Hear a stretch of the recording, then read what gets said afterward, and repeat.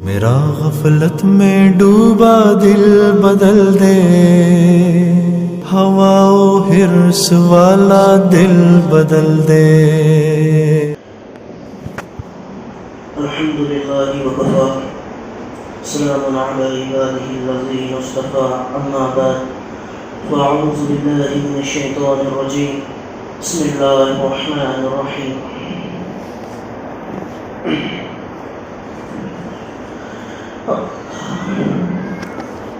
اللہ رب العزت نے ہم کو اتنی نعمتوں سے نوازا ہے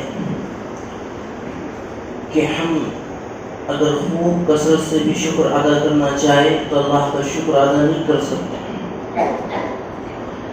ہمیں چاہیے کہ ہم ہر حال میں اللہ کا شکر ادا کرنے والے بنیں، ہر حال میں، چاہے ہم پر جو بھی مصیبت آئے اور جو بھی پریشانیاں آئے سب اللہ ہی کی طرف سے ہے، یہ جان کر کے مان کر کے اللہ کا ہر حال میں شکر ادا کرنا چاہیے۔ اللہ کے نبی سے کسی نے پوچھا کہ اللہ کے رسول ہمیں کیسے پتہ چلے گا کہ اللہ ہم سے راضی ہے؟ تو فرمایا کہ دنیا میں تم اللہ سے راضی ہو جاؤ تو اللہ تم سے راضی ہو جائے گا، یعنی اللہ کے ہر فیصلے پر ہمیں راضی ہونا چاہیے۔ تیرا غم بھی مجھ کو عزیز ہے کہ یہ تیری ہی دی ہوئی چیز ہے۔ مصیبتیں جو آتی ہیں، پریشانی جو آتی ہے، سب اللہ ہی کی طرف سے، اور اس کو ختم کرنے والی ذات بھی اللہ ہی کی ہے۔ یہ ہمارا یقین اللہ پر ہونا چاہیے، اور چاہے جو بھی بندے پر معاملات آئے ہر حال میں اللہ کا شکر کرے۔ ایک اللہ والوں کے پاس ایک شخص آیا اور فرمایا کہ میرا نصیب بہت ہی خراب ہے، میرا حال بہت ہی خراب ہے۔ تو اللہ والوں نے کہا کہ جاؤ دنیا میں تلاش کرو سب سے اچھا حال اور سب سے خوش نصیب شخص جو تمہیں معلوم پڑتا ہے، تم اس کے جیسی دعا مانگ لینا۔ تو یہ شخص گیا، تلاش کیا، ایک شخص دکھا جو شہر سے سونا بیچتا تھا۔ تو دیکھا کہ ماشاءاللہ 4-5 نوجوان بچے ہیں اس کے، خوبصورت بہت ہی، اور جو تو مال و دولت بھی اس کے پاس بہت ہے، تو یہ بہت اچھا بندہ لگ رہا ہے، تو میں اس کے جیسی دعا کرتا ہوں۔ پھر سوچا کہ پہلے اس کا حال تو معلوم کر لوں۔ اس کے پاس گیا، فرمایا ابھی کیا حال ہے آپ کا؟ تو شخص نے کہا کہ اللہ کے واسطے میری جیسی دعا کبھی مت کرنا، کیونکہ میں جس حال میں ہوں وہ میرا اللہ ہی جانتا ہے۔ فرمایا کیا بات ہے؟ فرمانے لگے کہ میری بیوی ایک دفعہ بیمار ہو گئی، اور ایسی حالت ہو گئی کہ بس اب روح نکلنے والی ہو، جیسے بہت شدید بیمار۔ تو میں بیٹھا بیوی کی جو ہے تو تعریفیں کر رہا تھا کہ بھئی آپ چلے جاؤ گے تو میرا کیا ہوگا، کیسے ہوگا، یعنی اپنی محبت کا اظہار کر رہا تھا اپنی بیوی سے۔ تو بیوی نے کہا کہ اچھا اب میں جا رہی ہوں تو میٹھے میٹھے باتیں کر رہے ہوں، میں چلی جاؤ گی تو پھر تم اور کسی اور سے شادی کر کر اپنا گھر بسا لو گے۔ فرمایا نہیں میں تم سے سچی محبت کرتا ہوں۔ تو فرمایا میں کیسے مان لوں؟ تو فرماتے ہیں کہ بیوی کی محبت کا غلبہ اس قدر چھایا ہوا تھا کہ ایک حکیم کے پاس گئے اور کہا کہ مجھے کوئی ایسی دوا دے دیجیے کہ جس سے جو عورت کی جو خواہش ہوتی ہے مرد کے اندر، مجھے میں سے وہ ختم ہو جائے۔ چنانچہ اس نے دوا کھا لی، خواہش ختم ہو چکی تھی۔ اللہ کو کچھ اور ہی منظور تھا، اللہ نے اس کی بیوی کو صحت دے دی۔ بیوی صحت مند ہو گئی، اب چونکہ شوہر کو کہنے لگی بار بار کہ میں عورت ہوں، مجھ کو بھی ضرورت ہے، میری ضرورت پوری کیجیے۔ اب وہ تو ضرورت پوری کرنے کے لائق بچا نہ تھا، تو فرماتا ہے شخص کہ میں تو اس کی ضرورت پوری نہ کر سکا، تو وہ دین سے بھی دور ہو گئی اور اس نے زنا کرنا چالو کر دیا۔ زنا کی وجہ سے یہ جو 4-5 جو آپ بچے دیکھ رہے ہیں خوبصورت بڑے ہی نوجوان، یہ مجھ سے نہیں کسی اور سے۔ اللہ تو پتہ کیا چلا، ہر ایک کو اللہ نے ایک حال دیا ہے، جس حال میں وہ ہے بہت اچھا ہے۔ ہم دوسروں کے لیے سوچتے ہیں کہ اس کا حال کتنا اچھا ہے، جیسے شخص نے سوچا تھا مال و دولت متا سب ہے، لیکن کیا حال تھے دیکھا آپ نے؟ تو اللہ نے جس بندے کو جس حال میں رکھا ہے وہ حال اس کا سب سے اچھا ہوتا ہے۔ تو ہمیں چاہیے کہ ہم اپنے اللہ سے ہر حال میں راضی رہیں، ہر حال میں۔ ایک دفعہ ایک خواتین جو ہے تو کعبۃ اللہ کا طواف کر رہی تھی اور کہہ رہی تھی کہ اللہ میں تجھ سے اس حال میں بھی راضی، اللہ میں تجھ سے اس حال میں بھی راضی۔ پوچھنے والے نے پوچھا کہ بھئی تم یہ کیا بڑبڑا رہی ہو کہ ہر حال میں اللہ سے راضی ہو؟ نہیں، اس حال میں بھی راضی ہوں۔ تو ان کو کہا کہ ان کو وہ طواف کر لینے دو، پھر میں تمہیں اپنا واقعہ سناتی ہوں۔ طواف کیا، اس بندے کو بٹھا کر اپنا واقعہ سنانے لگے۔ کہا کہ میرے 3 بچے تھے، ایک دفعہ میرے شوہر نے ایک بکرا ذبح کیا، بڑے بیٹے نے اس کو دیکھا، 2 نمبر والا جو بیٹا تھا اس کو کہا کہ تمہیں پتا ہے ابو نے بکرے کو کیسے ذبح کیا؟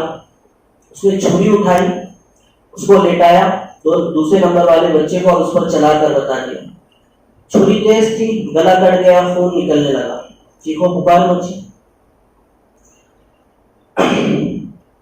ماں جو ہے تو تندور کے لیے پہلے جو ایسا گول والا ہوتا تھا نا، وہ تندور جس میں پکایا جاتا تھا، وہ جلا کر بس ماں آئی تھی۔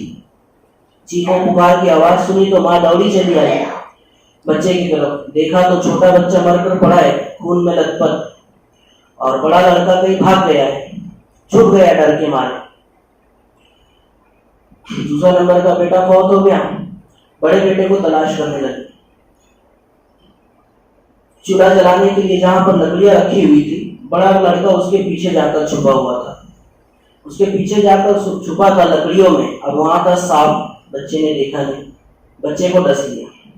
ماں نے جب بچے کو ہلایا تو بچہ گر پڑا، تو دیکھا کہ بچہ بھی مر چکا ہے سانپ کے ڈسنے سے۔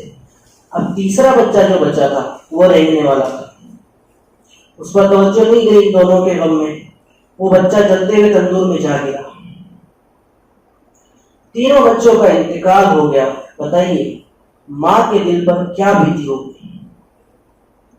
جس کے تینوں بچے ایک ہی دن میں انتقال کر جائے، اور وہ بھی اتنی بے دردی سے، اس ماں کے دل پر کیا بیتی ہوگی۔ اور وہ ماں کہہ رہی تھی اس حال میں بھی کہ اللہ میں تجھ سے اس حال میں بھی راضی ہوں۔ یہ ہوتی ہے اپنے اللہ سے محبت کہ اللہ میں تجھ سے ہر حال میں راضی ہوں، ہر حال۔ جس حال میں مولا رکھے وہی حال اچھا ہے، نہ یہ حال اچھا ہے نہ وہ حال اچھا ہے، جس حال میں مولا رکھے وہی حال اچھا ہے۔ تو ہمیں چاہیے کہ اپنے رب سے ہم جو ہے تو ہر حال میں راضی رہیں۔ مشہور واقعہ ہے بادشاہ اور ایاز کا، کہ ایاز جو ہے بادشاہ نے سب کو کھیرا ککڑی کھانے کے لیے دیا، جو کہ بہت ہی کڑوی تھی، جو کھاتا تھوک دیتا، جو کھاتا تھوک دیتا۔ ایاز کو ککڑی دی گئی، ایاز ایسے کھا رہا ہے جیسے کسی میں آم کا مزہ آ رہا ہو، جیسے کسی میں جام کا مزہ آ رہا ہو، اس طریقے سے۔ بادشاہ کو بھی پتا تھا جو میں نے ایاز کو ککڑی دی ہے وہ تو کڑوی ہے، کیا ہے؟ کڑوی ہے، مگر کھا رہا ہے، پوری کھا کر ختم کری۔ فرمایا ایاز ککڑی تو سب کو کڑوی لگی تھی، کیا بات ہے تم اتنے مزے لے کر کھا رہے؟ فرمایا بادشاہ سلامت، آپ مجھے روز کتنی بڑھیا بڑھیا جو ہے تو پکوان کھلاتے ہیں، کتنی نعمتیں کھلاتے ہیں، ایک دن آپ نے اگر کڑوا کریلا دے دیا تو کیا ہو گیا؟ اللہ والے مثال دیتے ہیں بادشاہ اور ایاز۔ تو یہی چاہیے ہم کو بھی کہ اللہ نے ایک دن مصیبت بھیج دی تو کیا ہو گیا؟ 20 سال 25 سال اللہ نے کتنی تندرستی دی، ایک دن بیماری آئی شکایتیں چالو اللہ سے کہ اللہ یہ پریشانی مجھ پر ہی آنا تھا، یہ مصیبتیں مجھ پر ہی آنا تھا، میں ہی تھا کیا دنیا میں؟ یہ ہماری شکایتیں ہوتی ہیں۔ تو اللہ سے ہر حال میں راضی ہونا چاہیے۔ اللہ نے اتنے سال صحت دی آپ کو، ایک دن بیمار پڑ گئے تو سارے گاؤں کو ہم بتاتے پھرتے ہیں ہمارا یہ دکھ رہا ہے، ہمارا وہ دکھ رہا ہے، ہمارا یہ دکھ رہا ہے. کوئی مل جائے تو کوئی پوچھتا ہے کیا حال ہے، تو ہم یہ نہیں کہتے الحمدللہ اچھا حال ہے، ہم کہتے ہیں بھائی بڑے پریشان ہیں، روزی کی تنگی ہے، فلاں مسئلہ ہے، فلاں مسئلہ ہے، فلاں مسئلہ ہے. اتنے مسئلے اس شخص کے پاس بیان کر دیتے ہیں، جبکہ آپ کے مسئلے سن کر اس پر کوئی فرق نہیں پڑنے والا، نہ اس کو اس سے فائدہ نہ آپ کو اس سے فائدہ. اگر اتنے ہی مسئلے لے کر اللہ کے پاس ہم گڑ گڑا لے کر ہمارے سارے مسئلے حل ہو جائیں گے کہ اللہ ہمارا یہ مسئلہ ہے حل نہیں ہو رہا ہے، وہ مسئلہ ہے حل نہیں ہو رہا ہے، تو آپ دیکھیں گے کہ کیسے آپ کے مسائل جو ہے تو حل ہو جائیں گے.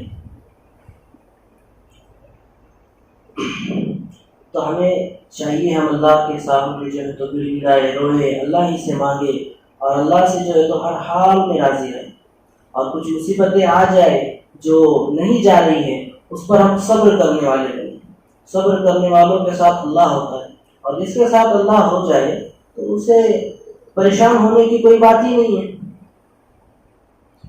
اللہ سے بڑھ کر کوئی مدد کرنے والا ہے نہیں ہے. اللہ کسی کی مدد کرنے کے لیے آ جائے تو کوئی اس کا کچھ بگاڑ نہیں سکتا، اور اللہ کسی کی بننے نہ دے تو کوئی اس کا کوئی کام بنا نہیں سکتا.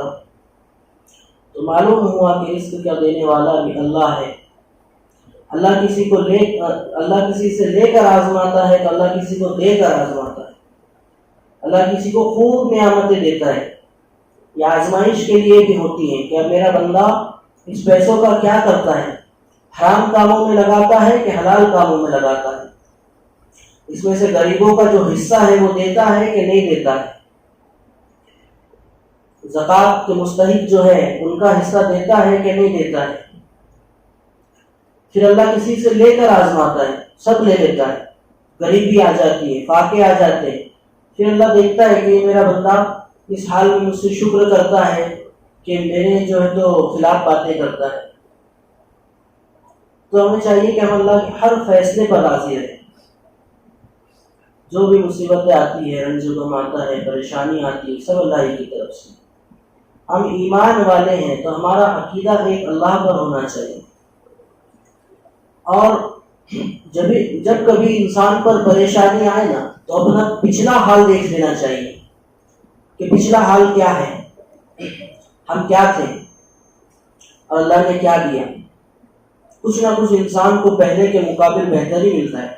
جیسے مثال کے طور پر آپ جھوپڑے میں تھے، پترے کے مکان میں آ گئے. پترے کے مکان میں تھے، اللہ نے آپ کو پکا گھر نصیب کر دیا. آپ بھاڑے کے گھر میں گھر گھر دھکے کھا رہے تھے، اللہ نے جھوپڑا ہی دیا لیکن خود کا دیا. یہ ہوتا ہے. اور جس دل میں اللہ آتے ہیں تو پھر بندے کی ساری شکایتیں جو ہے تو دور ہو جاتی ہیں. غریب آدمی جو ہے روکھی سوکھی کھا کر بھی مٹی کے اوپر سو جاتا ہے. کتنی تسکین وابستہ ہے تیرے نام کے ساتھ، نیند کاٹوں پر بھی آ جاتی ہے بڑے آرام کے ساتھ. یہ کیفیت ہوتی ہے بندے کی جب اللہ دل میں آتے ہیں اور ہم اللہ کی محبت کو دل میں لاتے ہیں اور اللہ کے ہر فیصلوں پر راضی ہو جاتے ہیں. آپ دیکھیں کتنے مالدار لوگ رہتے ہیں لیکن دل میں سکون نہ ہو تو بے چین رہتے ہیں. جب تک نیند کی گولیاں نہیں کھاتے ان کو نیند نہیں آتی.